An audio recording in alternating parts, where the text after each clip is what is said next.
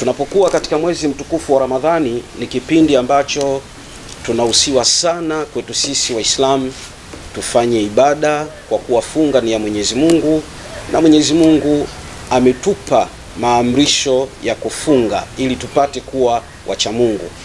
Lakini funga inatufanya kuwa karibu zaidi na Mwenyezi Mungu na tuweze kupata afya. Ndugu zangu, mwezi huu wa Ramadhani ulikuwa ni mwezi ambao si wa kuzungumza mambo kinyume na dini yetu ya Kiislamu ilivyotufundisha kuhusu Ramadhani. Lakini leo tumewaita waandishi mbalimbali wa vyombo vya habari. Tumewaita hapa, vipo vyombo special vya Kiislamu. Wapo Adelinki, wako Masjidi Mtoro, wako Mzee Omar Yoba na wengine wote. Muona bwana, nia na mazumuni ni kuzungumza kadhia na baadhi ya vyombo ambavyo sio vyombo vya Kiislamu. Yani wote kuzungumza kadhia ambayo kadhia hii imetokea hivi karibuni na shekhe wa kimitandao. Mimi namuita shekhe wa kimitandao ambaye huyu ni maarufu katika mitandao kutoka Afrika Mashariki na Kati. Maana lazima kwanza mjue tunamzungumzia leo shekhe wa kimitandao ambaye umaarufu wake ameupata zaidi katika mitandao, ambaye huyu ni kutoka Afrika Mashariki na Kati, kutoka katika nchi ya Kenya. Hivi karibuni katika darasa lake analoendelea katika msikiti wake katika nchi ya Kenya, alizungumza moja kati ya clip yake ambayo naiweka hapa, nitataka muisikie kwa mazungumzo. Naiweka kwanza kidogo tu, tunamweka ili muweze kumsikia.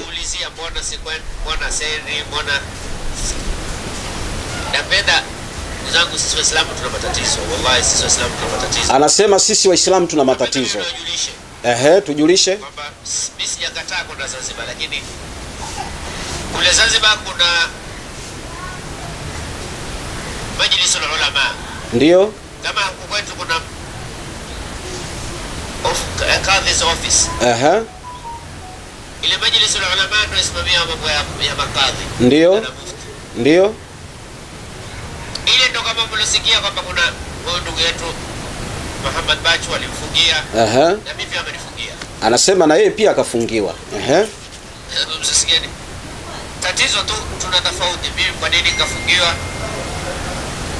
Mimi sijamtukana mtu. Sijatokea mimi kutukana mtu. Ndio. Lakini ule rafiki yangu ambao kwamba mara nyingi mwanafunzi mwandani wangu hunifanya mimi nikienda kule. Rafiki yake ambaye anamfanyia kwenda Zanzibar. Mmoja na upinzani naye. Dini tukiitia na umimi, dini tunaweka na umimi. Hasa ujumbe huu unapenda kumtumia mufti wa Zanzibar. Ujumbe huu anampenda kumtumia mufti wa Zanzibar. Na kabineti yake. Watakuwa wakifanya kwa maslahi ya huyu nampenda mimi, huyu rafiki yangu, huyu kwa karibu na mimi, sawa. Ndio. Huyu hako na mimi, huyu. Dini haitakiwi kuingizwa siasa ndani yake ya hii siasa yetu. Sawa. Ya kuwa aniungae na mruhusu. Ndio. Asoniunga block. Okay. Hawana hoja anasema. Walimuita huyu bwana. Kaitwa. Wakamwambia mimi nina matatizo matatu. Tatizo la kwanza walimuita juzi. Tatizo la kwanza, naomba msikilize waandishi, mada yetu inaanzia hapa. Wa kidini na rais alikuweko, badala ya kuzungumza mambo ya dini alikuwa kumwambia Mama Samia boda si usumbuliwa. Jambo la boda hilo. Kwani mimi kuja Zanzibar kuzungumza siasa? Mimi kwenda Zanzibar walikuwa misikitini. Ndio. Sasa hili nafasi nilipata kaona wendani wangu. Nisimana siasa. Nimeomba kama mimi kwa dini asitunge protocol. Yaani mimi na dini, protocol muhimu kwangu mimi ni dini. Protocol muhimu kwake ni dini. Mimi popote ukinalika lazima watu wajue, usiniwekee protocol ambayo kwamba haikubaliani na. Kama waona kuna protocol muhimu kushinda dini, usinialike. Usinialike kama kuna protocol kuliko dini. Nitakuja Ruto hapa, lakini usizungumze. Ukiwa wataka una masharti yako, ndio usinialike mimi. Tusikilize, mada yetu inaanzia hapa. Sizungumza mbele ya Ruto. Si muhimu mimi. Mimi muhimu, mimi nazungumza mbele ya Mungu hapa bwana. Kuna zaidi? Nani muhimu? Wa man ahsanu qawlan mimman daa ila Allah. Mtu. Kama wewe mtu kwako ana thamani, mimi Mungu ndo ana Mungu ana thamani Ikawa kwake. hilo ni kosa. Twende hapo. Nini? Yaani hakuna mtu ataona kuna klipu mimi nimeweka ya Mama Samia kunambia usema mimi muhimu sikupendwa na Mama Samia, mimi muhimu kupendwa na nani? Anasema yeye muhimu sio kupendwa na Mama Samia, yeye muhimu kupendwa na Mungu. Kamuingiza mama. Mitandao yangu huwezi kuona klipu ile. Kila mtu kila mmoja anitumia huna neno. Sina neno nani? Mama Samia miaka 5, miaka 10 mpe. Baada ya hapo atakuwa kama wengine Mama Samia. Khalas. Nasikia maneno hayo. Tuna kipengele hapa. Limewachoma. Ikawa bibi nani? Vumilieni kwa sababu inaisha. Permit kule. Limewachoma pia. Kwa nini mimi nimepewa permit? Sasa mimi nimepewa permit, sasa si serikali nyinyi. Si mimi mambo kwa serikali. Wako watu katika majlisi ulama wanatumia, yani majlisi ya kuvaa wanaitumia kama hapa kwetu hapa Kenya. Jamani, ukiwa kwenye kitengo cha dini mche Mungu, simamia dini kisasa au toka kwenye hapo. Kisha wewe tena utakaye. Lakini unataka kwenda kuadhibu watu. Juzi mimi nimealikwa mkutano kabla ya Ramadhani, wana kongamano kufanyika pale. Kongamano kabla ya Ramadhani kaalikwa Zanzibar, tuishie hapo. Ndugu zangu, nimewaekea hii clip kwa makusudi ili nyinyi muweze kubalance story na ujumbe uweze kufika vizuri. Hoja hizo dini ambaye huyu ni shekhe kutoka Kenya anasema kwamba ameulizwa na watu kwa nini haendi Zanzibar. Akasema kwamba majlisi ulama ya Zanzibar imemfungia kwamba yeye asiende Zanzibar. Lakini hoja nyingine ambayo hizo dini amesema kwamba yeye ana rafiki yake ambaye yuko Zanzibar anayemualikaga, huyo rafiki yake haelewani na mmoja kati ya wajumbe pale katika baraza la ulama, kwa hiyo imekuwa sababu yeye ya kufungiwa. Sasa akasema mufti wa Zanzibar anatakiwa akae na kabineti yake. Kabineti yake ina matatizo, ina watu wanaangalia maslahi yao, hawaangalii maslahi ya dini mbele. Katika maelezo katika maneno yake ambayo ameongea humu, kama mwandishi atakuwa hana nitampostia. Lakini hizo dini kalilaumu baraza la ulama na akasema kwamba yeye protokali wala haimuhusu. Kama unataka kumwalika, mwaliki azungumzie maneno ya dini. Kama kuna protokali za kisiasa au za kiserikali, yeye azitaki katika shutuma zake anazozisema. Lakini akasema kwamba baraza la ulama limekasirika. Kuna siku liliandaliwa kongamano pale Zanzibar, Mheshimiwa Rais wa Jamhuri ya Muungano wa Tanzania Daktari Mama Samia Suluhu Hassan alikuwepo. Hizo dini akafikisha ujumbe pale, akasema kwamba boda mashehe tunasumbuliwa sana, mama tunaomba ili jambo ulifuatilie vizuri. Hizo dini akasema hiyo ni moja kati ya sababu nayo baraza la ulama wamekasirika. Lakini hizo dini katika kipengele cha clip yake humu akasema Mungu anaitwa Mungu. Mungu ni Mungu tu. Mungu unaweza ukamuita Mungu peke yake. Huyu ni shekhe amesema Mungu unaweza ukamuita Mungu tu katika kipengele chake. Bimaana kuna hoja anashutumiwa yeye hizo dini. Akienda Zanzibar, baadhi ya mashekhe wana majina yao. Mfano hapa Sheikh Abubakari bin Zubeli, mufti mkuu wa Tanzania, huwezi kumuita Abubakari, au mashekhe Sheikh Waridi huwezi kumuita Walidi. Sasa yeye amekuwa na tabia kuwaita mashekhe majina yao pasipo kuwapa vile vyeo vyao. Hiyo shutuma mojawapo anasema nayo anashutumiwa kwa kuwaita watu majina. Lakini pia hizo dini alialikwa katika harusi ya mtoto wa Mama Samia. Mama Samia kwa mapenzi yake akasema naomba hizo dini atoe hutuba na aswalishe, na akamsifia akasema kwamba tunapenda sana mawaidha yako shekhe, huwa tunayaona katika mitandao na tunakufurahikia sana. Hizo dini anasema ile posti ya clip yeye ya kusifiwa na Mama Samia, yeye anasema kwake sio dili. Yeye anapenda zaidi kusifiwa na Mungu au kutukuzwa na Mungu kuliko kwamba hata kwenye mtandao wake hajaposti ile clip ambayo Mama Samia akamsifia. Ndio maana akasema Samia atakaa miaka yake 5 ataondoka, atakuja mtu mwingine au yeye atakuwa mtu wa kawaida. Kazungumza maneno kama haya. Ndugu zangu, naomba hizi hoja nizifafanue kwa sababu nataka nije nikizungumzie kipengele cha hizo dini kumweka rais wa Jamhuri ya Muungano wa Tanzania. Lakini nataka nije nizungumzie kipengele cha hizo dini ambacho wamekufuru. Hizo dini kakufuru kwa kumuita Mungu ni Mungu tu. Na huyu lazima tumuelimishe, tumwambie aambiwe na aelewe. Kwa sababu hawa ndio wale mashekhe wa kwenye mitandao ambao wanatoa fatwa na hukumu katika mitandao. Huwezi kumuita Mungu ni Mungu tu, watu wakakuacha tu. Alafu wewe umekuwa ukifundisha darasa. Lakini nataka nije nimueleze kipengele cha rafiki yake ambaye rafiki yake huyo haelewani na mjumbe katika Baraza la Ulama Zanzibar. Ndugu zangu, Ramadhani hii ilikuwa tusizungumze chochote, lakini tunayazungumza haya kwa sababu kusafisha hali ya hewa. Hizo dini, huyu shekhe wa mitandao anataka kuchafua hali ya hewa. Na anasema kwamba jambo hili linatumika kisiasa. Sasa atatuambia siasa gani baina ya yeye kuzuiliwa Zanzibar asiende kufanya mikutano, anasema kwamba siasa inatumika. Mfano, ndugu waandishi wa habari, nyinyi wote mashahidi. Miezi miwili mitatu Zanzibar wamepita wahubiri wakubwa wa kimataifa na wamefanya mikutano mikubwa. Mmoja akafanya mkutano Amani Stadium na mwingine amefanya mkutano kama sikosei katika msikiti mkubwa. Aliyekwenda ni nani na nani? Dr. Zakir amekwenda, Dr. Zakir Naiki amekwenda pale na akafanya mkutano mkubwa na amepokelewa Dr. Zakir Naiki na akaonana na rais wa Zanzibar. Baraza la Ulama, ofisi ya Mufti ikampokea. Huyu ni mhubiri mkubwa wa kimataifa huyu Dr. Zakir Naiki, ambaye huyu hizo dini hamkuti hata theluthi ya robo yake. Lakini tunamzungumzia pia ambaye muhadhiri mkubwa wa kimataifa Mufti Menki kutoka Zimbabwe. Mufti Menki tumeona matangazo yalikuwa kirushwa katika vyombo vya habari. Amefanya mkutano mkubwa katika uwanja wa Amani na amepokelewa, amehubiri, amekaa siku zake mpaka tukamwona Mufti Menki anaenda kuogelea baharini, anapanda boti zile za Baresa, anafurahi na hakuna aliyemzuia wala aliyemwandikia barua. Hawa ni wahubiri wakubwa wako katika nchi ya Zanzibar.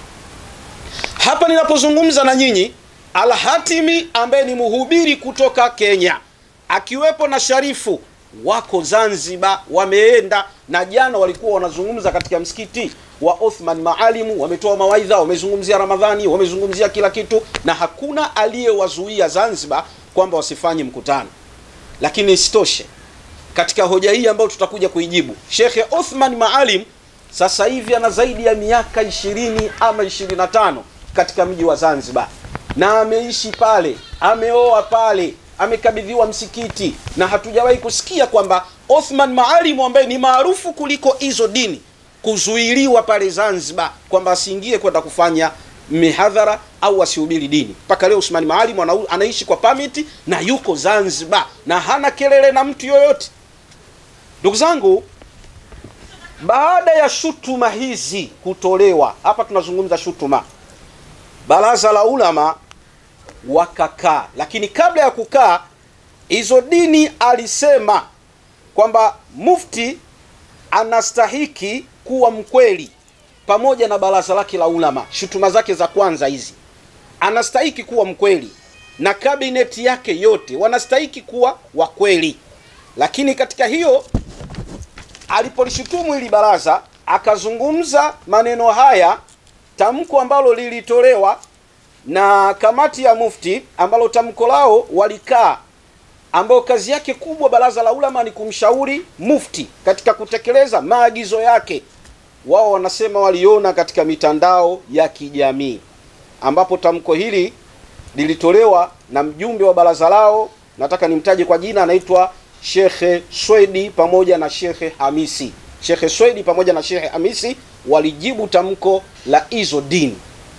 Wakamwambia, kama kweli wewe umefungiwa au kama kweli kuna barua yoyote inayoonyesha kwamba wewe umefungiwa, tunaomba barua hiyo uilete ndani ya siku 7, uionyeshe ili tujue kwamba kweli ilitoka kimakosa au tuliitoa sisi au waliitoa watu wengine.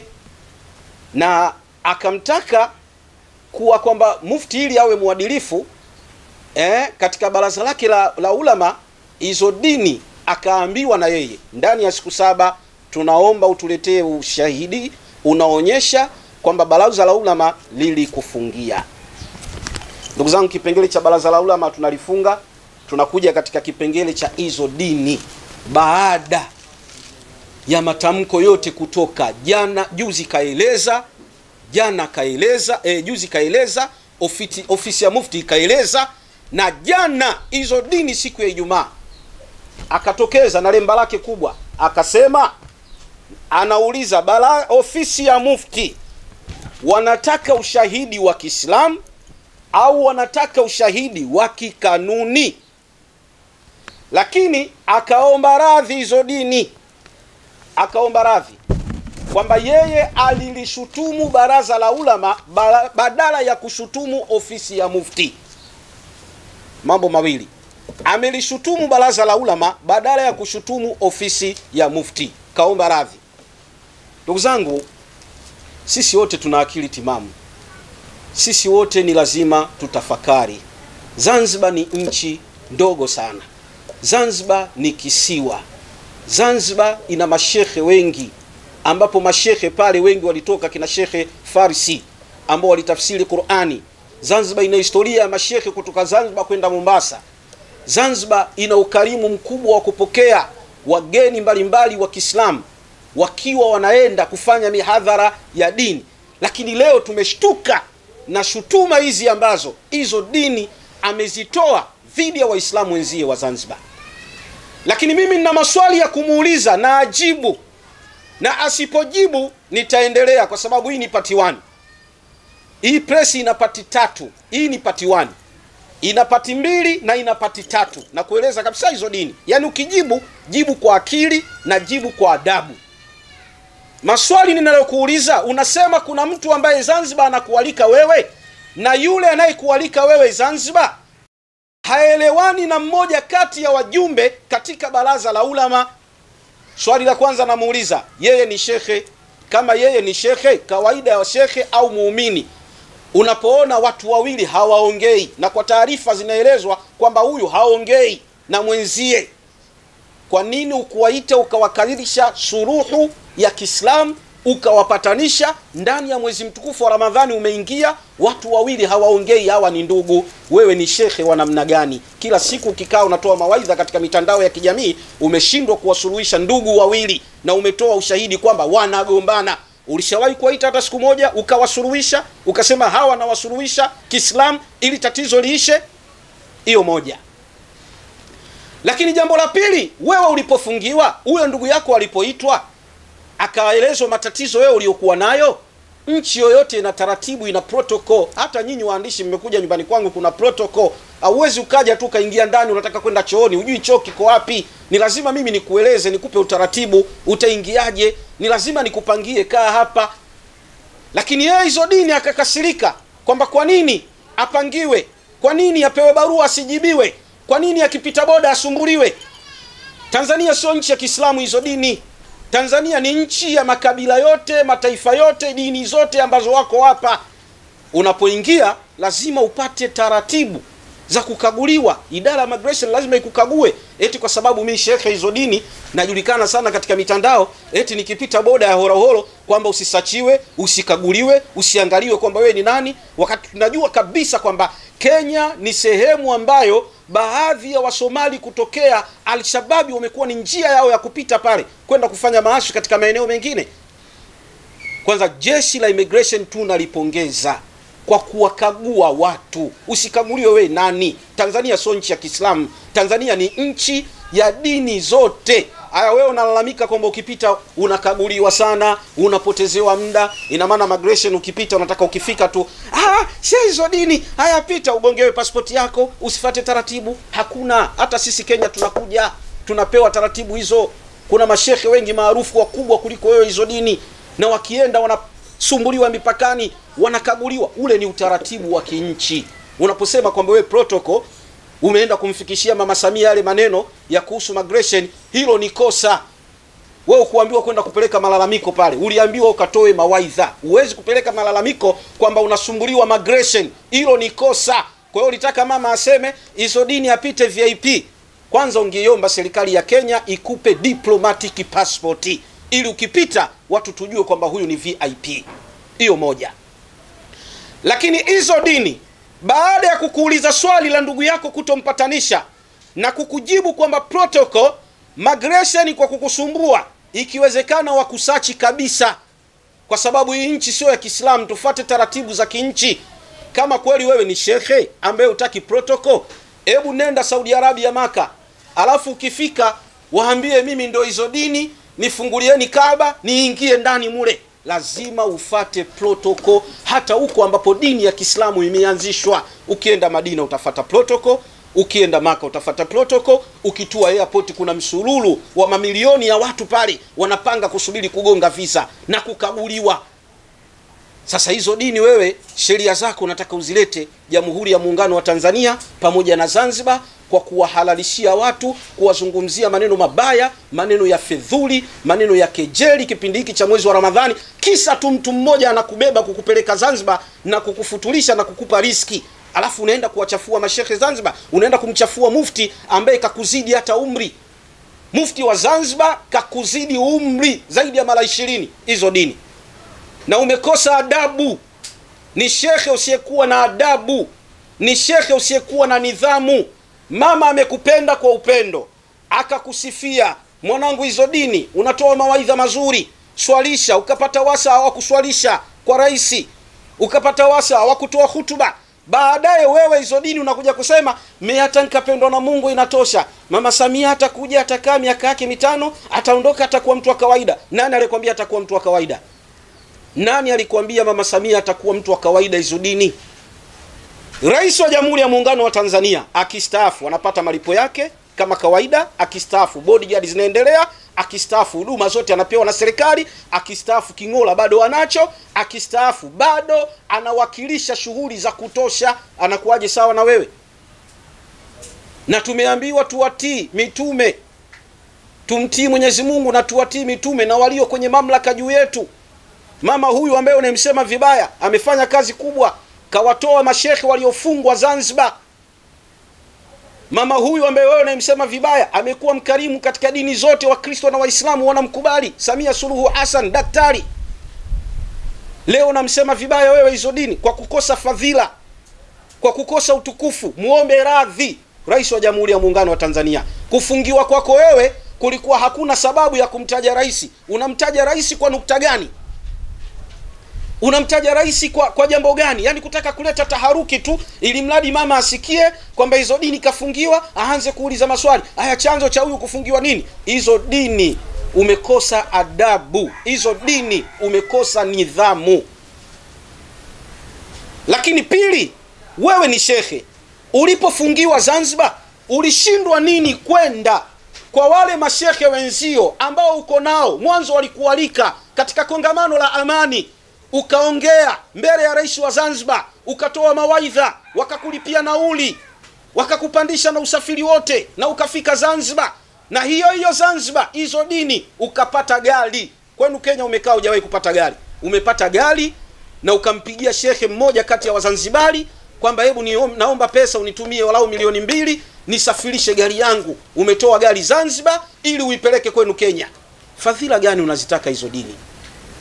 Lakini nimechunguza nikagundua kwamba umekatiwa channel yako ya hela. Ndio maana roho inakuuma, kwa sababu wewe ni moja kati ya mashekhe omba. Kazi yako kupita Zanzibar kwa matajiri kuomba. Kazi yako kupita huku tena anaenda anaomba. Alienda kwa rafiki yangu mmoja, akakuta yule rafiki yangu ana magari ya kifahari pale. Akamwambia, shekhe, mimi naomba gari ya mwaka wa juu. Hii ndio inanitosha. Yaani shekhe anayependa raha hizo dini. Naomba gari ya mwaka wa juu. Hii itanisaidia. Baadaye ukaja ukamuomba pesa ili akusafirishie gari yako ulionunua. Si umeipata Zanzibar wewe? Mbona umekaa kwenu huko Kenya na hujawahi kununua hiyo gari? Achana na hiyo ndugu zangu. Tunazungumza hoja za msingi, lakini hoja za msingi, Zanzibar ni kisiwa salama. Hizo dini kalishutumu baraza. Baraza limemwambia lete ushahidi. Yeye anasema mnataka ushahidi wa kikanuni au wa Kiislamu. Aliyekwambia hii nchi ya Kiislamu nani? Baraza la Ulama, ofisi ya mufti, ni taasisi iliyo chini ya serikali. Wanalipwa mishahara na serikali. Ni lazima kila wanalofanya watumie dokumenti. Hujaambiwa Zanzibar ni nchi ya Kiislamu? Zanzibar ni serikali ya mapinduzi Zanzibar, sio serikali ya Kiislamu. wanafuata taratibu zote za kanuni za kinchi. Mafaili lazima yaongee. Hata mimi nilipokuwa Zanzibar nilipewa faili ya kufanya mikutano, kufungua ofisi, nimepewa document. Na ukiisha lazima uende ukarinyuu. Wewe unasema dokumenti za nini? Mnataka ushahidi wa kikanuni au ushahidi wa Kiislamu? Haya basi, kama ni ushahidi wa Kiislamu hizo dini upeleke, kama ni ushahidi wa kikanuni ulete. Lakini kama ni ushahidi wa kikanuni, kama unataka kumtumia huyo rafiki yako ambaye haongei na mwenzie, yuko katika baraza la ulama, kwanza wapatanishi waongee Waislamu wenzio, wakishaongea alafu ndo peleka huo ushahidi wako, kama ni wa kikanuni, kama ni ushahidi wa Kiislamu. Hizo dini hana barua, hizo dini hana kanuni, hizo dini ni muongo. Na uongo kwa sababu ulipokuwa umekurupuka ulishutumu baraza la ulama, baadaye ukasema hivi baraza la ulama na ofisi ya mufti kumbe vitu tofauti. Alikwambia tofauti nani? Baraza la ulama ndio hilo hilo, ofisi ya mufti na ofisi ya mufti ndio hilo hilo. Sawa sawa, ukienda BAKWATA kuna baraza la ulama na kuna baraza kuu la Kiislamu Tanzania ambalo ni BAKWATA, mwenyekiti wake ni mufti ambaye yeye ndo mjumbe, kama kule mwenyekiti wake mufti wa Zanzibar, lakini huku mwenyekiti wake huko Sheikh Mataka ambaye ni mwenyekiti wa baraza la ulama, lakini mufti ndio mtendaji mkuu. Kwa hivyo BAKWATA ndio hiyo hiyo moja ya mufti na baraza la ulama ndio hilo hilo moja. Na ukisema Zanzibar ofisi ya mufti na baraza la ulama wote ni wamoja, wewe umewavunjia adabu wote, wala usitofautishe hapa. Uliposema mufti awe mkweli, ulikusudia nini? Mufti wa Zanzibar ndiye mufti Afrika Mashariki na Kati aliyeleta nidhamu katika dini ya Kiislamu Zanzibar. Zanzibar ukurupuki tu kwenda ukafika msikitini ukaongea. Zanzibar ukurupuki ukaanza kuongea vitu vya ajabu ajabu wakakuachia. Lazima upate barua. Lakini haitoshi hilo, hizo dini hapo kwenu Kenya kuna mamufti wawili, kuna makadhi wawili, mmoja mnamkubali, mmoja mnemkataa. Zanzibar mufti yuko mmoja tu, kwa sababu wa Kenya wenyewe hamkubaliani. Kenya hapo hizo dini ulikuwepo wewe, mashekhe walipigwa risasi, Samiri alitobolewa macho, Makaburi alipigwa risasi, Abdulogo alipigwa risasi hadharani. Wewe ulikuwepo hizo dini. Ushawahi kukemea kwamba alipigwa risasi na watu wasiojulikana? Uliwahi kujitokeza hizo dini wewe kuzungumzia habari za Abdulogo, kuzungumzia habari za Samiri, kuzungumzia habari za Makaburi? Ulishawahi kuwazungumzia hao mashehe ambao walikuwa wakitoa mihadhara kama wewe? Leo unakuja kuzungumza kwa sababu ya rafiki yako tu ambaye ni mnafiki. Anapokujieni fasiki binaba'in fatabayani, fasiki anapokuja mbainisheni na mumsikie. Ambapo yeye hizo dini alisikiliza tu maneno ya mtu, kaitwa akaambiwa bwana huyu mtu kadha wa kadha, hajaandikwa maandishi, hajaandikwa chochote, kampelekea taarifa hizo dini bila kuchanganya, kusikiliza habari ya pili, yeye kaenda kakurupuka. Mbona umepewa permit? Serikali ya Zanzibar mbona imekupa permit? Usifate utaratibu hizo dini. Wewe nani? Umekuwa nani? Kwa elimu gani ambayo wewe kubwa uliokuwa nayo, ambayo unakataa hata Waislamu wakiswali kidole na kidole kisigusane, unasema hakuna hadithi inayosema kidole na kidole kigusane? Kwa elimu gani ya mitandaoni hizo dini? Mimi elimu sina, lakini nakujibu kama ulivyoenda kimaneno, na kujibu umekosa adabu, na kujibu huna heshima, na kujibu umemkosea mufti wa Zanzibar, na kujibu umelikosea baraza Zanzibar. Zanzibar imetulia, na wewe inawezekana unatumika kisiasa. Kwa nini useme humu kwamba kuna siasa, wakati unajua kabisa kwamba baraza la ulama, taasisi ya mufti iko chini ya serikali? Wewe unasema kuna siasa. Wewe ndio unaleta siasa kwa sababu unataka kuleta taharuki katika nchi. Unataka kuleta taharuki katika nchi ya Zanzibar, hizo dini ambayo imetulia na inaelekea katika uchaguzi mkuu wa rais na wawakilishi. Unataka kuwaweka watu katika hofu. Unataka kuonyesha kwamba wewe umefungiwa. Wamefungiwa mashehe wangapi Zanzibar pale? Mbona wamefungiwa mashehe wengi na wakuzungumza? Kama umefungiwa una makosa yako mengi tu ambayo tunayo, na ukiendelea tutataja faili lako lote Zanzibar, na ukiendelea tutataja faili lako huko uliko kwenu, na ukiendelea nitakuja kukupiga Pentagoni, pigo moja la mwisho ambalo litakuvua ushehe wote, utabaki kuwa mtu wa kawaida ukasomeshe madrasa. Kwanza muombe radhi mufti wa Zanzibar, muombe radhi Rais wa Jamhuri ya Muungano wa Tanzania Mama Samia Suluhu Hassan, jemedari mkuu. Waombe radhi Waislamu wa Zanzibar. Kulikuwa na haja gani ya kuleta taharuki ikiwa wewe Muislamu umefunga, unaenda kuwaletea wenzio taharuki kwamba eti umefungiwa, na sababu za kufungiwa kwa sababu uliongea maneno ya migration, kwa sababu ulienda kwenye harusi ya mtoto wa mama Samia ukatoa hutuba, au kwa sababu ya kupendwa sana na rais ndio wachukie? Hivi mtu anaweza kachukia kwa sababu wewe unapendwa na rais? Anachukiaje mtu? Uone kwamba wewe hizo dini hauko sawa.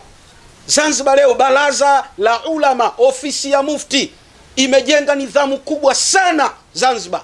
Nidhamu ya kwanza, Waislamu kuwa wamoja. Nidhamu ya pili, Zanzibar usikii kuna mtu anatokeza anatangaza mwezi wake. Mtangazaji mwezi ni mmoja, mtangazaji maulidi ni mmoja, mtangazaji sherehe zote ni mmoja Zanzibar, ambaye ni mufti wa Zanzibar. Hakuna kama huko Tanzania bara, huyu anatangaza mwezi leo, huyu fungeni kesho, huyu leo. Zanzibar nizamu ni moja tu. Na ukitaka kuharibu hilo, nenda unachezea pingu kwamba ukatangaze fungeni bila mufti kutangaza. Sasa wewe unataka hizo dini ukiingia kwamba wewe ndio uwe shekhe kuliko hata mufti wa Zanzibar. Haiwezekani hizo dini. Nenda kakae kwenu kahubiri huko. Mbona wewe heshima ulikosa huko Kenya? Heshima umeipata hapa Tanzania. Kenya kwenu hamna heshima. Hamjulikani kama mashekhe wa Tanzania wanavyojulikana. Mnagewa heshima, alafu heshima mnashindwa kuitumia. Mnaenda kuwavunjia watu heshima ambao hawajawahi kukusema vibaya hata kwenye mitandao. Kuliko kuna haja gani hizo dini ya kwenda kwenye mitandao kulishtumu baraza? Ulishindwa kama Waislamu wenzio ukawatumia mashekhe wakubwa ambao wewe unasema familia ya Bakathiri si nani? Si wapo mpaka leo. Ulishindwa kuwafuata ukamwambia twendeni kwa mufti ili umfuate mufti. Kwani mufti ni yuko Ikulu yule? Si uko nyumbani kwake? Mufti nimefungiwa, mimi ni shekhe, kwa nini nifungiwe? Kwa nini usiende kuoji? Maana yake wewe unatumika kuleta taharuki. Hiyo moja. Nataka nimalizie pointi mbili za hizo dini. Pointi zake anazozitaka ni za kikanuni au pointi zake anazozitaka ni za Kiislamu? Ulipozungumza umefungiwa, ulifungiwa kikanuni au ulifungiwa Kiislamu? Unatakiwa utujibu hapo. Ulifungiwa kikanuni au ulifungiwa Kiislamu? Ulifungiwa kwa mdomo au ulifungiwa kwa maandishi? Na kama ulifungiwa kwa mdomo, aliyetamka ni nani hapo ofisi ya mufti? Tutajie, usije ukavuruga watu wote. Taja nani kakutamkia kwamba wewe umefungiwa hizo dini. Sasa hitimisho, Zanzibar imepita mashekhe wengi. Sheikh Uthman Maalimu yupo. Huyu asije akawa sababu ya kusababisha watu wengine na wahadhiri wengine wa Kenya wakashindwa kwenda Zanzibar. Zanzibar ni nchi ndogo sana, inahitaji amani, inahitaji umoja, inahitaji mshikamano, inahitaji udugu. Watu walikaa miaka mingi hawazikani pale, watu walikaa miaka mingi hawasemezani. Sasa wewe hizo dini unataka vurugu hizo za watu kutokusemana na kusalimiana kwa kigezo cha kujifanya wewe shekhe na mlemba wako umevaa huo na kofia yako, ukavurugi amani ya dini Zanzibar. Na iomba serikali ya Zanzibar ikiwezekana, au ofisi ya mufti imfungie kabisa, yani asikanyage nini Zanzibar. Hizo dini asikanyage Zanzibar. Na iomba baraza la ulama, ofisi ya mufti, ikiwezekana na serikali imfutie hiyo permit yake, kwa sababu huyu mtu ni mtu danger, ni mtu hatari, ni budhabidhabina, huyu ni mnafiki, huyu ni mchonganishaji, huyu ni shekhe wa kwenye mitandao kama mashekhe wengine wanaolumbana kwenye mitandao. Ufungiwe, kwa sababu Zanzibar sio Maka wala Madina. Kaa kwenu Kenya, fundisha. Kaa kwenu Kenya, fundisha. Kama ulishindwa kuwasuruhisha watu wawili wanagombana hapo katika baraza la ulama, na wewe ni shekhe na umekuwa ukisuruhisha watu wengi katika ndoa zao, katika maisha yao, umeshindwaje kuwasuruhisha hawa? Ofisi ya mufti msimjibu. Akijibu mimi nitaendelea na nitapasua maovu yake yote. Hizo dini, kaa fundisha dini ili upate thawabu za Mungu. Nenda kaswali rakaa 2, muombe Mungu msamaha kwa kuwafitinisha Waislamu wenzio, kwa kuwatukana katika mitandao ya kijamii. Hizo dini, wewe sio mtume wala sio swahaba, kwamba wewe huna kasoro au huna tofauti. Wewe sio mtume wala sio swahaba, wala sio katika wanachuoni wakubwa waliotajwa, wala sio katika maimamu 4 waliotajwa katika dini ya Kiislamu. Wewe ni mtu wa kawaida tu, kawaida kabisa, ambaye mtu yoyote anaweza akasoma dini na akawa kama wewe na zaidi ya wewe. Sasa nimekurarua pati 1 na pati 2 ambazo nitaita waandishi mpaka kutoka Kenya ili nieleze mambo yako yote. Ukijibu tu, yani nakusubiria na kurarua, na yoyote atakaye kuingilia na mrarua, sitomuacha, yani napita naye. napita na wewe, na akija mtu mwingine akijibu napita naye, nitaenda naye vile atakavyokuja. Akija na haya na hadithi naenda naye, akija kimjini naenda naye. Lakini umeleta taharuki mwezi wa Ramadhani huu, watu tuko katika ibada, unatuletea ujinga bwana wa kuwatukana watu wazito kama wale mashehe wakubwa. Zanzibar imewapokea watu wengi kutoka Kenya huko kwenu. Zanzibar ina heshima kubwa, Zanzibar ina nidhamu. Leo ukienda Zanzibar misikiti inajaa, watu wanafanya ibada. Zanzibar inapenda mashehe kutoa mawaidha. Toa mawaidha kama Usmani Maalim, tulia. Toa mawaidha kama Al-Hatim, tulia. Shehe kuto kuhangaika kwa matajiri, tukikaa mara huko umepiga simu huku kuhangauka huku, kazi kuomba hela tu. Na tunajua kwamba unakasirika kwa sababu Zanzibar ndio sehemu yako ya mfereji wa hela. Hilo linajulikana wazi, wala usitufiche sisi. Kwa kigezo cha kutumia dini. Umevaa kofia kwa kigezo cha kutumia dini. Si bora utibie ujulikane tu kama Sharifu Majini kuliko kwenda kuomba kwa matajiri. Sasa umefungiwa zile channel, roho inakuuma. Na ni washauri wa Zanzibari la mwisho.